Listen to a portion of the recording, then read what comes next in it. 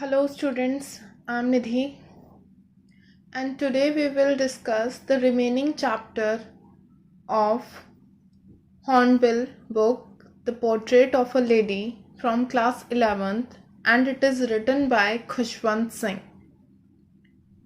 Now before starting the chapter, I will give you a brief introduction of the chapter that what we have read in the previous video. The author told about her grandmother to us, that she was a very old woman. She was very old, that it was very difficult to imagine that she could ever have been young or pretty. And author also says that his grandmother face was crisscross of wrinkles. She had silver locks, and the author also told us about their routine in the village life and their routine in the school in the city life. Now without wasting our time, let's move to the remaining portion of our lesson.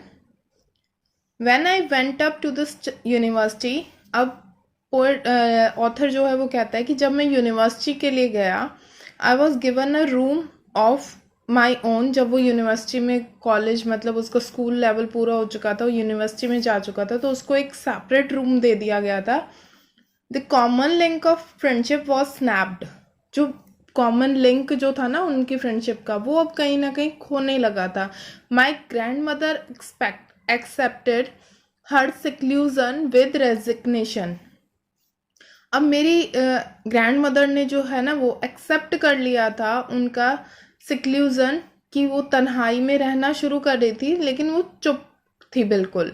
She rarely left her spinning wheel to talk to anyone. वो बहुत कम ऐसा होता था कि वो अपनी spinning wheel, वो चरखा काटने वाला जो है, वो छोड़ा करती थी और किसी से बात किया करती थी. From sunrise to sunset she sat by her wheel spinning and reciting prayers.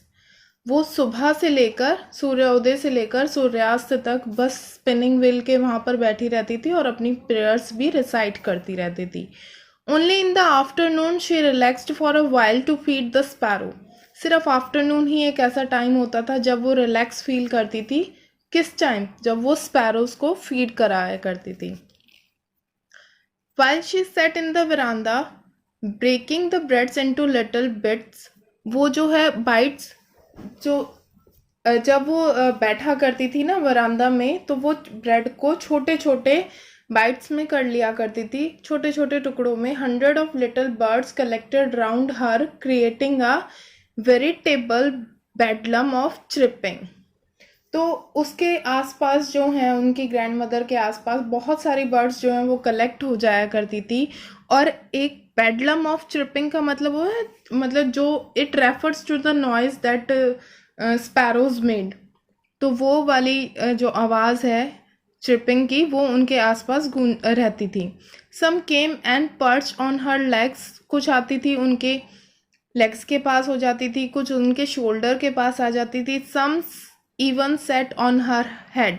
और कुछ ऐसी भी थी जो उनके हेड पर ही बैठ जाती थी, सर पर ही. She smile but never shooed them away. वो स्माइल करती थी लेकिन कभी भी उनको ऐसे करके भगाया नहीं. It used to be the happiest half hour of the day for her. और ये जो है उनके लिए हैप्पीएस्ट हाफ आवर हुआ करता था पूरे दिन में से. When I decided to go abroad for further studies, जब मैंने डिसाइड किया कि अब मेरे को फर्दर स्टडीज़ के लिए जाना चाहिए, I was sure my grandmother would be upset. मुझे पूरा मैं श्योर था कि मेरी ग्रैंड मदर जो है थोड़ी सी अपसेट ज़रूर होगी. I would be away for 5 years, क्योंकि मैं 5 साल के लिए जा रहा था. At her age one could never tell. और जिस उम्र में वो थी कोई बता ही नहीं सकता. दैट मीन्स कोई प्रिडिक्शन नहीं कर सकता कि वो कितना और जिएंगी या क्या नहीं. But my grand mother could. लेकिन मेरी ग्रैंड मदर ने ऐसा किया. दैट मीन्स जब वो ऑथर वापस आया तो वो थी.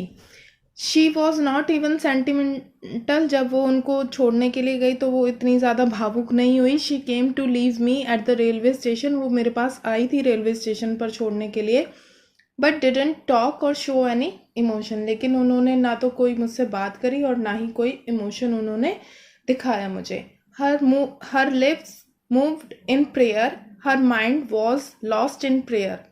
उनके लिप्स जो हैं वो प्रेयर ही बोले जा रहे थे और उनका जो माइंड है वो पूरी तरीके से प्रेयर में ही डूबा हुआ था।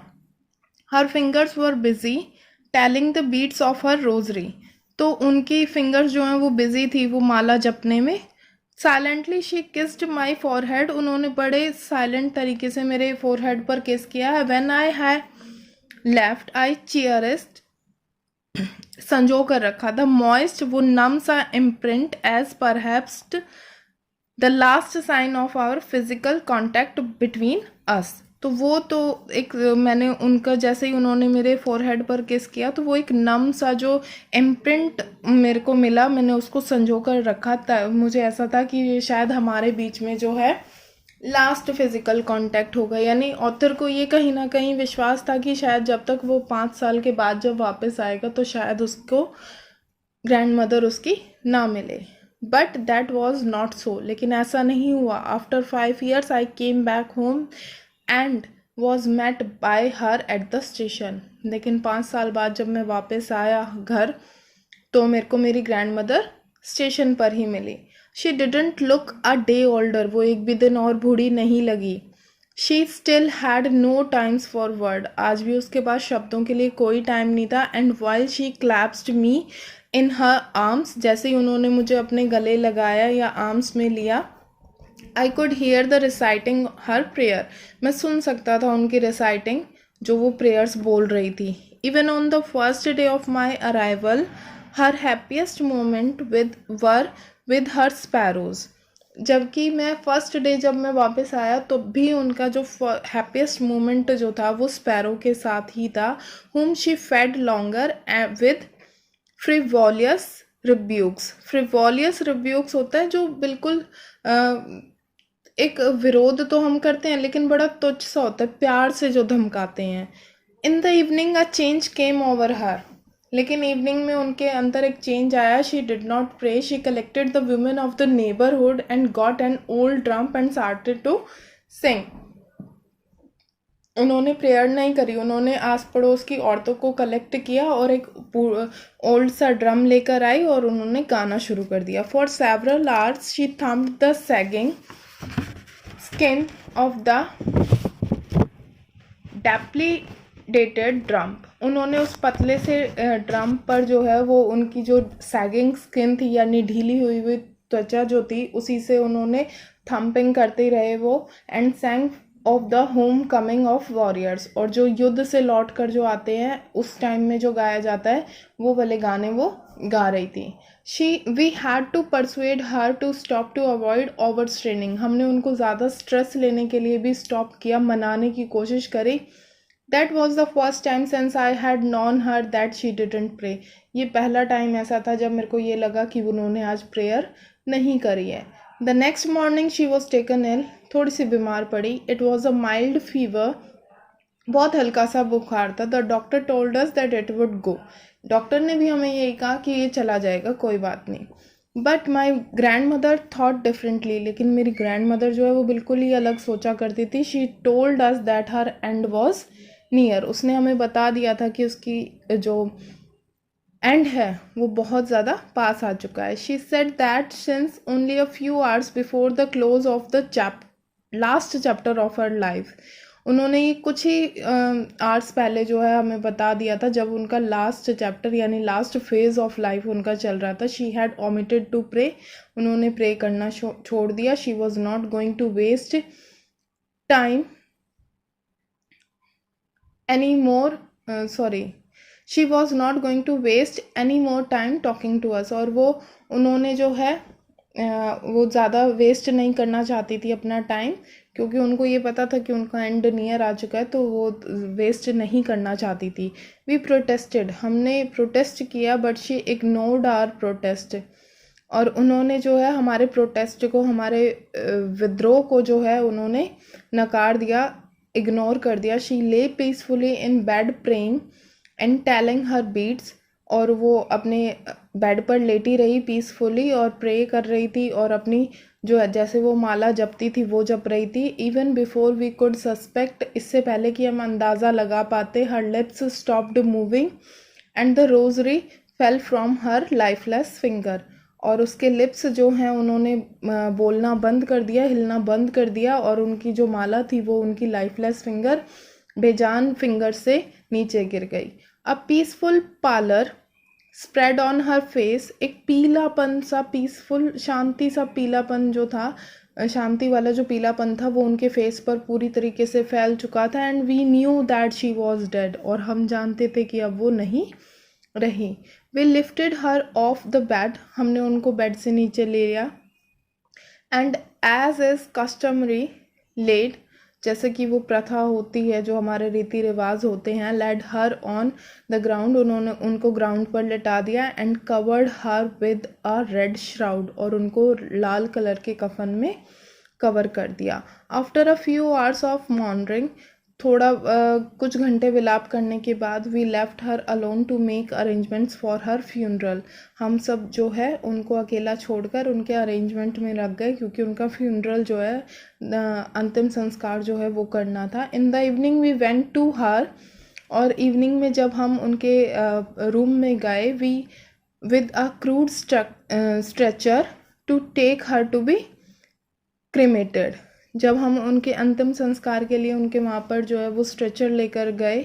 The sun was setting and had lit her room, तो सन जो है वो डूब रहा था। एंड हैड लिट, हमने उनकी लाइट वगैरह जो है रूम की जला दी थी। The veranda with a blaze of golden light, उसमें सॉरी उन्होंने नहीं जलाई थी, ये सनलाइट जो है उन्हीं की वो पड़ रही थी, और बरामदा जो है वो ब्लेज ऑफ गोल्डन लाइट, बरामदे में पूरी जगह गोल्डन लाइट ही थी। We stopped halfway in the courtyard, और हम आधे रास्ते में ही आंगन के रुक गए। All over the veranda and in her room right up where she lay dead, पूरा उनका बरामदा और उनका रूम जहाँ पर वो लेटी हुई थी, जहाँ पर उनको हमने लटा रखा था। And stiffed wrapped in the red shroud, और जहाँ पर वो कड़ी तरीके से जो है लाल कलर के कफन में उनको बांध रखा था, जो हमने बिल्कुल कड़े से उनके ऊपर जो है वो रेड कलर का श्राउड जो है वो ढक रखा था, लपेट रखा था। Thousand of sparrow set secreted on the floor, thousand of sparrows जो है वहाँ पर बिखरी हुई थी, मतलब वहाँ पर बैठी हुई थी on the floor. There was no chirping, वहाँ पर कोई चहचहाट नहीं थी। We felt sorry for the birds, हमें काफ़ी दुख हुआ उन बर्ड्स को लेकर। And my mother fetched some bread for them, और मेरी माँ उनके लिए कुछ ब्रेड लेकर आई। She broke into little crumbs, उसने छोटे छोटे टुकड़ों में तोड़ दिया। The way my grandmother use to, जैसा कि मेरी ग्रैंड मदर किया करती थी। And threw it to them, और उनको फेंक दिया। The sparrow took no notice of the bread, sparrow ने कोई ध्यान नहीं दिया उन ब्रेड्स के टुकड़ों की तरफ। When we carried my grandmother corpse off, जब हम अपनी ग्रैंड मदर को ले जाने लगे, दे फ्लू अवे क्वाइटली, और वो भी बहुत आराम से बिना ही कोई आवाज़ करे हुए जो हैं वो उड़ गई। Next morning the sweeper swept the bread crumbs into the dustbin, और लास्ट में जो है उसमें स्वीपर आया इन द नेक्स्ट मॉर्निंग, उसने उसको जो है ब्रेड क्रम्स को, जो उसके टुकड़े थे ब्रेड के, उनको जो है उन्होंने हटा दिया, डस्टबिन में डाल दिया। Here we have completed our first lesson. I hope you understand the lesson.